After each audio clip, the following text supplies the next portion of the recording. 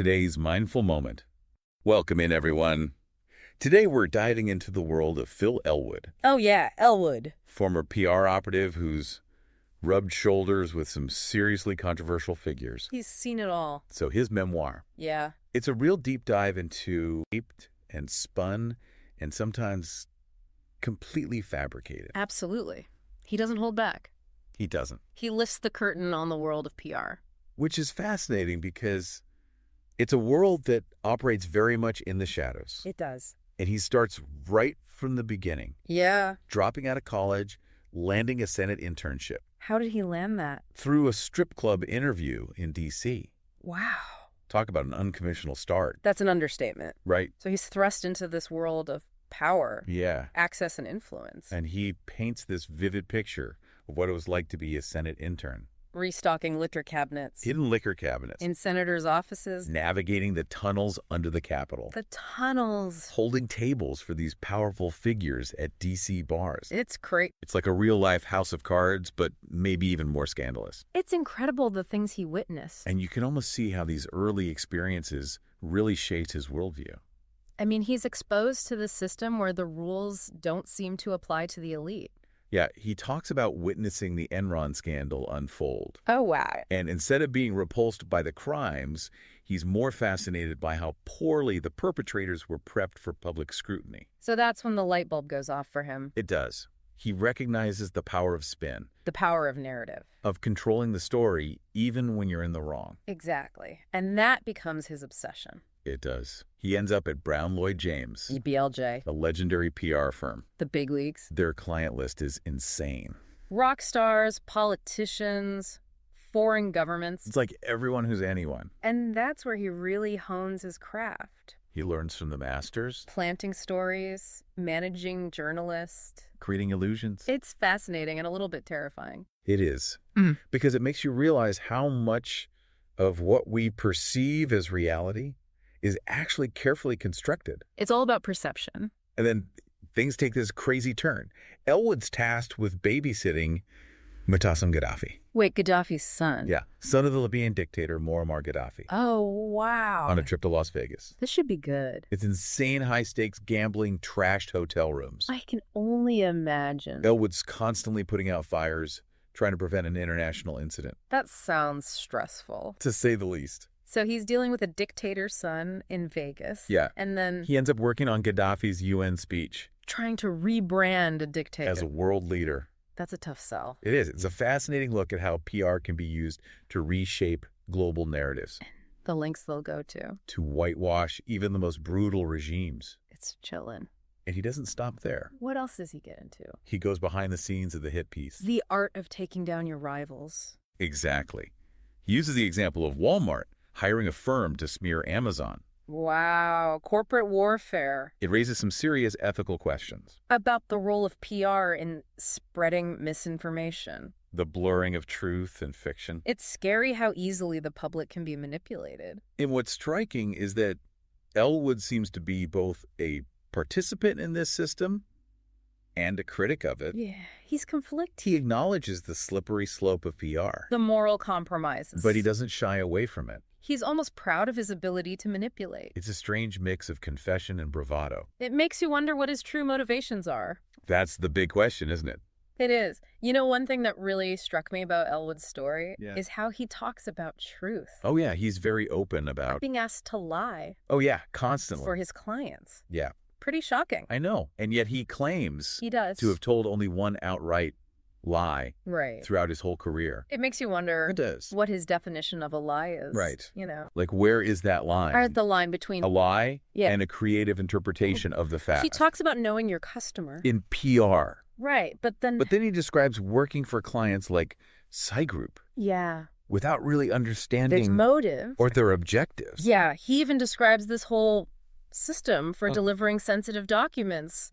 Burner phones and burner phones. Email accounts. It's like he was deliberately trying to stay in the dark. Yeah, to avoid certain information. Like he's trying to create this plausible deniability. Yeah. Exactly. But it also makes him vulnerable to being exploited. And that's what happens with Psy Group. It all comes crashing down. They get caught up In the Mueller investigation, That's suddenly... it's in the FBI's crosshairs. It's like all those actions. Yeah, all those choices. They come back to haunt him. And he describes the FBI raid on his apartment. Oh. Having to surrender all his emails and phone records. I can't imagine. It must have been terrifying. A total nightmare. And his wife, Lindsay. Yeah. She's incredibly supportive. Through all of this. Even though she's obviously grappling with... the anxiety. Yeah, and the fear. Of having the FBI all over them. It really shows the ripple effect. On the people around him. And then there's the whole Project Rome thing. Oh, yeah. Psy Group's alleged plan to help Trump win the election. This is where it gets really interesting. I know, even though Elwood claims... he does. ...to have been unaware of the meeting between Psy Group and the Trump campaign, right, it's still incredibly damaging. To be associated with a firm involved in potential election interference. It's no wonder he had to leave D.C. He couldn't get a security clearance? Because of his work with foreign governments. Great, and he even tries to work at a polling firm. But he finds it boring. Compared to the high-stakes world of PR, it seems like he needs that adrenaline rush. Yeah. He thrives on chaos. Operating in the gray areas. Where the rules don't apply. And eventually he finds his way back to PR. Of course he does. Working for a crisis management firm. It's like you can't escape it. It's in his blood. But you can sense that he's still wrestling with... the ethical implications it was past. Of the harm he may have caused. And then there's his experience with ketamine treatment. Oh, right. It seems to have given him... a new perspective. Yeah, on truth and redemption. He even uses his PR skills... I know, okay. to help publicize research on ketamine. For treating depression. It's like he's trying to... to use his talents for good. It's a fascinating turn of events. I think what's so fascinating about Elwood's story is it really makes you think about how much of what we believe is actually shaped by forces we don't even see. Oh, absolutely. He's so open about the tactics used to manipulate the media. To control the narrative. It's unsettling. It is. To realize how easily public opinion can be swayed. He talks about revealing information strategically. Right.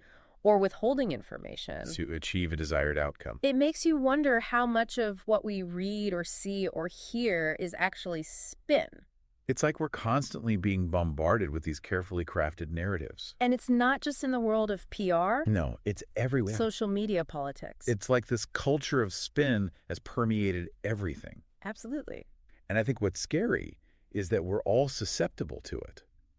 To some degree. Yeah, I mean, we all want to present ourselves in the best possible light. It's human nature. Right. But Elwood takes it to a whole other level. He shows how these tactics can be weaponized. To influence elections. To control entire populations. It's a bit terrifying. It is. But I think it's also important to remember that Elwood himself struggles with the consequences of his actions. Oh, yeah. He talks about his anxiety, his depression. His suicidal thoughts. It's a reminder that even those who seem to thrive in this world of deception, they can be deeply affected by it. It takes a toll. And I think his experience with ketamine treatment, it's interesting. It offers this glimmer of hope. A possibility of redemption. Yeah, he's using his skills to promote research on mental health. To help others. It's a powerful reminder that even those who've been involved in deception, they can still find a path toward doing good. It's never too late. Elwood's story is a cautionary tale. Absolutely. But it's also a story of redemption and the importance of seeking truth. It's a reminder that we all have a responsibility to be critical thinkers. To question everything we see and hear. And to demand truth from those in power. Elwood's memoir is a fascinating and unsettling look at the forces that shape our world. It's a must-read for anyone who wants to understand how narratives are constructed and manipulated. And how we can become more discerning consumers of information. Thanks for joining us on this deep dive into the world of PR, power, and perception. It's been a wild ride. It has, and if you enjoyed this deep dive, make sure to subscribe to our channel for more mind-blowing explorations of fascinating topics. And don't forget to check out the link in the description to purchase Mindful Moments. Until next time, keep questioning, keep learning, and keep seeking truth.